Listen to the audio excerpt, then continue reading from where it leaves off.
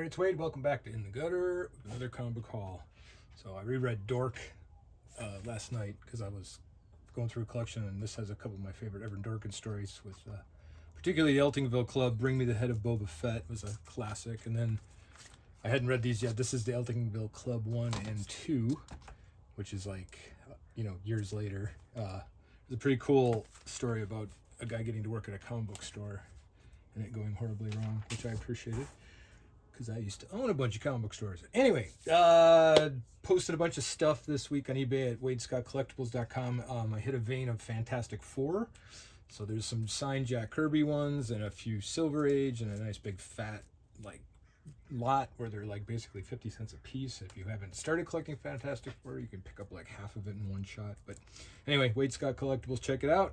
All right, so this week we got a couple of cover buys with Catwoman 75, and this is an In-Hook Lee cover, cardstock variant, and this one is the Frank Cho, where he does that Art Deco stuff, or I think that's Art Deco, which I tend to appreciate.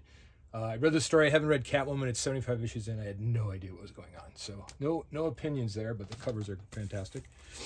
Oops, bear with me. And I've been picking these up. This is the Hulk versus Godzilla. Where the heck is it? The Lee Garrett versus variants. And this is Gary Dugan and Giuseppe Camunculi is the artwork. These are really fun. I did I think the Nick Fury one last time was really good, but I like these versus covers with the old, style boxing match things. Iron Man number 7, still with the One World Under Doom storyline. This is Spencer Ackerman and Julius Ota with a Yasmin Putri cover. I like these covers from this series a lot. Super cool. Number 14 of the Spectacular Spider-Man with Greg Weisman's stories. And Anders Ginoli, I think is how you pronounce it, the artwork. And there's a Andre Bresson cover.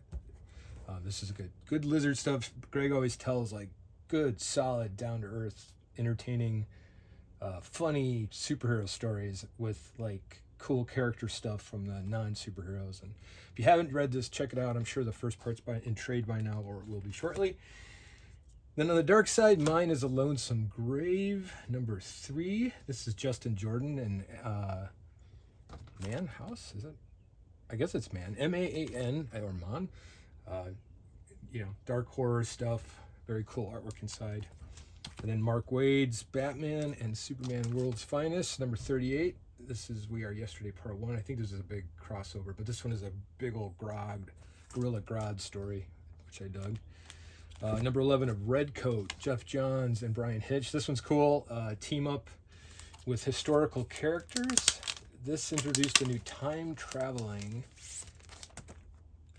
Union soldier who appears, there's the time travel spoiler. I forgot the Northerner? Yeah, so this is the new character is introduced, the Northerner, and he's badass. And I haven't quite figured out what he's all about yet. I'm looking forward to it. And then last but not least, Mark Millar and Per Berg story, Vatican City. This is a complete world vampire takeover where people are taking solace in Vatican City. And one of the things I like with writing, especially in comics, I'll share this one page with you because it kind of says it all.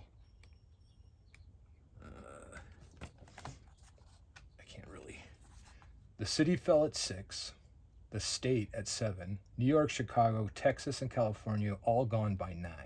The Pentagon was in flames by midnight, but the fight was over long before that. All the cops and the soldiers and firefighters and rescue workers twitching on the ground with everyone else. The United States was done by the early hours. That's just, 5 sentences or something that basically sums up the end of the world. I dig it. All right, people. Have a great week. I'll get another haul next week. And until then, keep your mind in the gutter.